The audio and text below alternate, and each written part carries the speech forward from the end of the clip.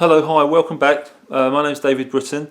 This is the third and final webinar where we're going to be talking about how to manage anxiety in children and young people. I'm hoping that you've had an opportunity to watch the first two webinars.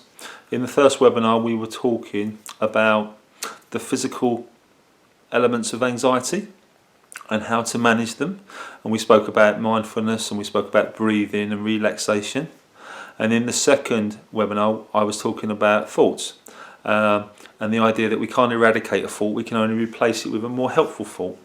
So that's what we were hoping to achieve in the second webinar. What I'm going to be talking about today is goals, funnily enough, how we can identify goals for young people with them, not for them, and how we can work towards a positive, helpful outcome. So I'm going to start by a quote by a Roman philosopher called Seneca.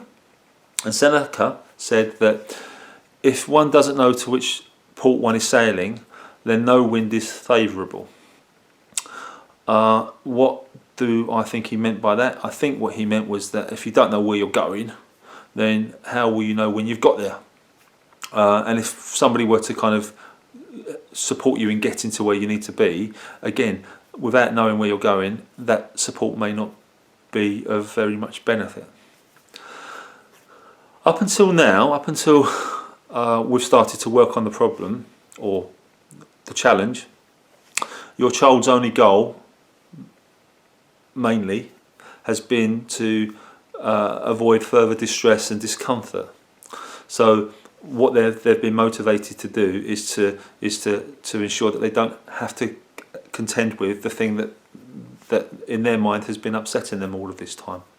So their goal has been to avoid discomfort, and it's been working very well. It may be distressing to see them in this state. It may feel like they're not getting anywhere further forward, that they're not achieving anything, but actually their anxiety is doing a very good job of preventing them from having to deal with what they think is going to be a dangerous situation.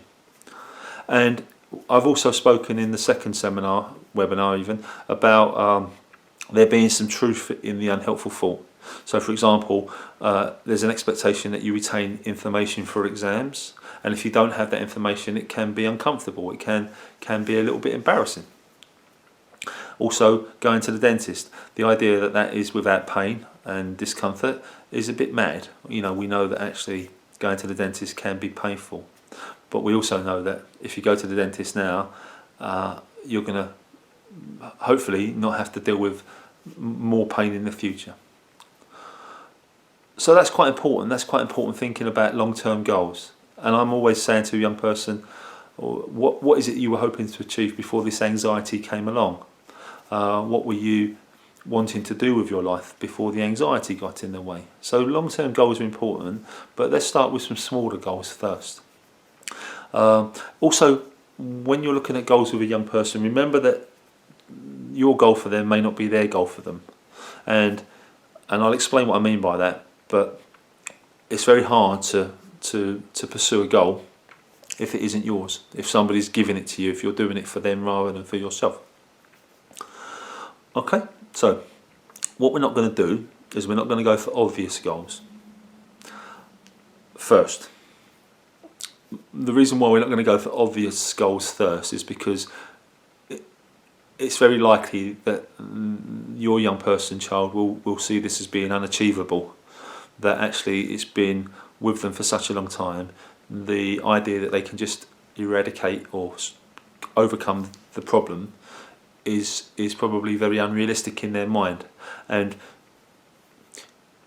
if there's an unrealistic expectation that's set up, then as you can well understand, that's going to increase anxiety. It's not going to decrease it. So it's just going to make things worse. So don't go for the obvious goal. What I do in therapy, and what I'd like you to think about when you're thinking about your child's anxiety and how to overcome it, is to break the goals down into more manageable goals. Because you're in a marathon, it's not a sprint, so we've got time. There's always time. If we don't think we've got enough time, then that's going to put a time pressure on you and on the child, and that will just make the anxiety worse. So What do I mean by that? Breaking the goal down. Well, if the fundamental cardinal goal was to go to school, for example, then we'd break that down. We'd break that down into getting up, that's a goal. Getting ready, putting their uniform on, that's a goal. Doesn't necessarily have to result in them going to school, it's just a goal. It's a goal in and of itself. It's something that can be achieved. Leaving the house, that's a goal. Leaving the house, walking to the bus stop, if the child usually walks to the bus stop to get to school. If the child doesn't walk to the bus stop to get to school, walking to the school, that's a goal in and of itself. Once we've achieved all of those goals, we might want to think about going into school. So going into school might look like going into reception.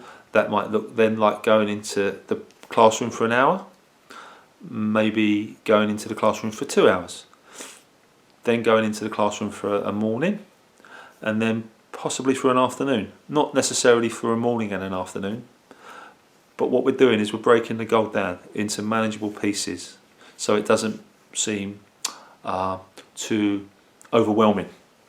Somebody once told me that the best way to eat an elephant, and I wouldn't eat an elephant because I don't like elephants, is to break it down into smaller pieces, manageable pieces. So don't take on too big a goal. Apart from anything else, it won't work. Your child won't engage with that because they'll see it as being too overwhelming, too frightening, too scary. What's really helpful is to inject some humour into the proceedings. So, for example, if you're talking to your child about going to the dentist or brushing their teeth, for example, you're saying to them, you don't have to brush all your teeth, you just have to brush the teeth that you want to keep. Humour's a funny thing. We need to be careful with it. I think humour's important. We need to take the sting out of the problem. We can't give too much respect to the anxiety bully. We can't give it too much respect. We have to kind of like use a little bit of humour, but not too much. And you know your child better than anybody. So what I'm suggesting is that don't overdo it with the humour, but don't not do it. The other thing is about just focusing on the bigger goal. That's important. We don't have to kind of aim for that from the get-go, but we have to think about that. Ask them the question, what did they hope to achieve before all of this anxiety came along? What were they hoping to get out of life, or what were they hoping to get out of adolescence? I think ultimately the goal for your child is to have more fun, is to actually enjoy life. That's the ultimate goal. How does that get done? Well, we have to kind of like take a few steps, take a few baby steps before we get to that. It's not ideal having to pass exams in order to then go on to get the type of job that you want to get. But if that's the goal, if the goal is that you've got your heart set on a particular type of job, then exams may be a necessity. If you want to keep your teeth, because you like having teeth, you like smiling, and you like people seeing that you've got teeth, then going to the dentist becomes a necessity. It's not a necessity if these things aren't important to you, but it is a necessity if they are. So take little steps, but start on that anxiety ladder. I call it a ladder because we're starting at the bottom, and we recognise that there's a hierarchy. We recognise that it's not a simple task to climb to the top of the ladder. It's going to take time. So start at the bottom. Identify small goals and work up to the big one. Then we need to think about what motivates your child to do anything. And I'm guessing that what motivates your child to do anything is probably similar to the things that motivate you to do certain things. So, for example, go to work, be a good person, take part in certain activities in the community. What motivates you? Well, what motivates you will be praise. So praise is really important. It's important that we praise our children and tell them that they're doing ever so well, all of the time. Even the smallest step towards the goal is a step towards the goal, and it needs to be acknowledged, and they need to be praised. They also might be motivated by rewards, or as I like to call them, bribes, because knowing that you're going to get something for all of your hard work and effort tends to kind of like keep you focused, tends to kind of give you the impetus to carry on doing what it is you're doing. I think it's important that your child is motivated to overcome the obstacle that's in front of them, because they know that it's going to blight their life if they don't. But that may not be enough of an incentive. They may want to see something quite concrete for all of their hard work and endeavour. And I would, if I thought that I was going to get rewarded for doing something good, that might motivate me to do that thing. I'd hope that I'd have a bit more character and grace to do things anyway, regardless of whether or not I was getting paid. But you know what I mean. Rewards are important, or bribes if you want to call them bribes. There's no rush here. There's absolutely no rush. And you have to tell yourself that, because if you don't tell yourself that, you're not going to manage to convince the child that there's no rush. Now, I know that external systems put you under pressure. So when we're talking about your child having to go to school, it's important that, of course it's important that your child go to school. But if there's a plan in place to move towards that happening, then that's absolutely fine and proper. It can't be done in a hurry, because like I said earlier, when you put people under pressure to do things in a hurry, that doesn't reduce their anxiety, it's designed to increase it. There's an expectation that more anxiety will motivate you to kind of act as a parent. If you know that something bad will happen as a result of your child not going to school, then that's your motivation to insist that they attend. It's a nice idea, but I'm not entirely sure that it works very well. We need for your child to become to arrive at a point where they can see the benefit of going, because there is a benefit to going. It's not just about learning, it's also about other opportunities in life that will come to them as a result of going to school. Social learning, being around people, knowing how to interact with other people is really important. What will also take the pressure off your child in terms of helping them to move towards an outcome, a positive outcome, is when they can see and when they can experience their parent as being somebody that isn't blaming them. So they're not being held responsible. And we spoke, didn't we, about externalising the problem. So talking about the anxiety being a bully or a monster. So when they know that they're not being blamed, that they're not being held responsible for the anxiety, you'll see a change in your child. Your child will start to change because they are no longer under the pressure of believing that they're to blame. When your child knows that you understand the physical aspects of anxiety and that you're taking that into account, that you're saying to your child, there are things that are going to happen in your body that you cannot prevent. When they know that you know that, when they know that actually there are things that they can't do anything about despite their best efforts, they'll see that there's empathy there from you. And then when there's empathy from you, that will make them warm to you, and that will make them recognise that you're on their side. What's really important is that you model coolness and you model calmness. Again, I don't know whether you remember Fonzie from Happy Days, but Fonzie was the epitome of cool. Nothing fazed Fonzie, he was cool. And you need to be cool, and you need to be calm. And it's really hard to be cool and calm when you're in a situation where your child is anxious. And what invariably happens is that your child's anxiety has the effect of making you anxious. It's a human response to anxiety. You don't want to see your child in pain or distress. You would do anything you could to prevent that from happening. Sometimes what we do is we allow for our own anxiety and our own distress and upset to get the better of us. We need to be careful about that. We need to kind of put that on hold. They can't see you getting upset and anxious as a result of their anxiety and upset, because it just won't help. It will make things worse for them. And I think you know that, but it needs to be stated. We also need to find the perfect metaphor. And what I mean by that is a story, something that can inspire your child's imagination and hopefully yours as well. And that metaphor is designed to talk about how we can overcome a problem. So how we can find a different perspective on the obstacle that's in front of us. And if we can find a different perspective on the obstacle, then we're halfway there. So if we can find a metaphor or a story. So I'm going to tell you a story. This is the story of the dragon in the volcano. There once was a group of villagers who lived at the foot of a remote volcano in a far-off land. They lived a very happy life, as the slope of the volcano was lush and fertile, and the villagers did not need to do any more than to hop up the volcano and to fill their baskets with the most beautiful foods, and then spend the rest of the day sleeping off their feast. But then, one night, a terrible event befell the villagers. There was a dreadful storm.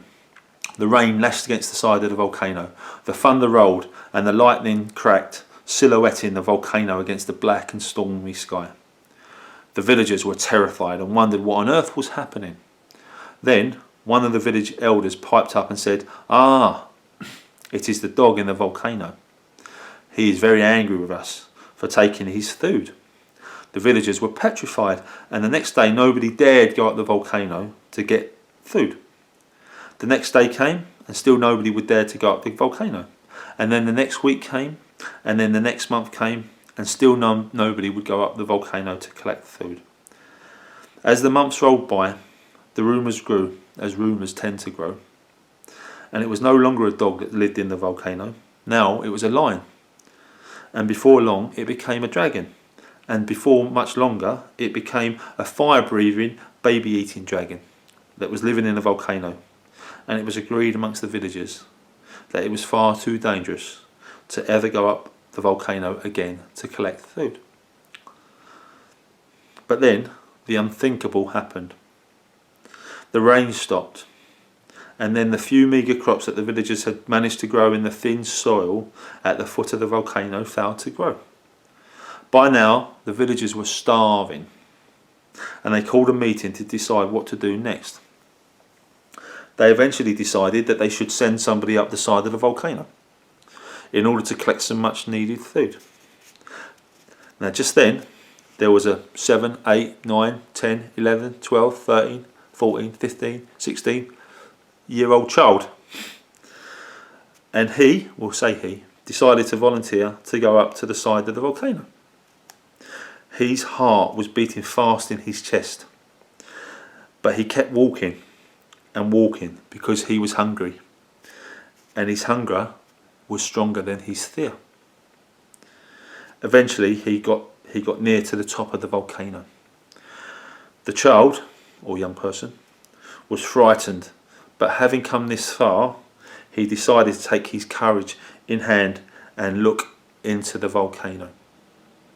So he pushed himself up and he looked over the edge. He saw an enormous space. There was nothing inside the volcano. Well, there was some stuff inside the volcano, but trust me, it wasn't a dragon, it wasn't a lion, it wasn't a dog. There was nothing living in the volcano. There are two morals to this story. The first is that if you are scared of something, you have to test out your fears in order to find out whether or not they're valid. Otherwise you're going to be scared of it forever. And the second moral is, if you leave a fear to fester, the longer you leave it, the bigger it will get. So it does need to be dealt with, because it will only get worse. This is the last webinar. We've spoken about breathing, we've spoken about mindfulness, we've spoken about identifying a thought, a helpful thought and an unhelpful thought. And the last thing we've spoken about are goals, and how to identify a goal and how to work towards it using metaphors and stories. I started off with William Shakespeare, because William Shakespeare is a good teller of stories, and stories are really useful to help us to overcome anxiety. And the line from the Shakespeare play Hamlet, "Nothing is either good or bad, but thinking makes it so." And I think we can end there. Nothing is either good or bad, but thinking makes it so. And it's just helping our child to come to that realisation for themselves. But that doesn't happen in a hurry. We have to take time. We have to be patient. We have to be sensitive. But we also have to inject some humour. We can't take all of this too seriously, because that doesn't help. It just makes it worse. Okay, so I'm hoping that you've learned something. It's been really good telling you all of this stuff. It reminds me about how little or how much I think I know about anxiety. So hopefully we'll have another opportunity to see one another again. But for now, take care, keep safe.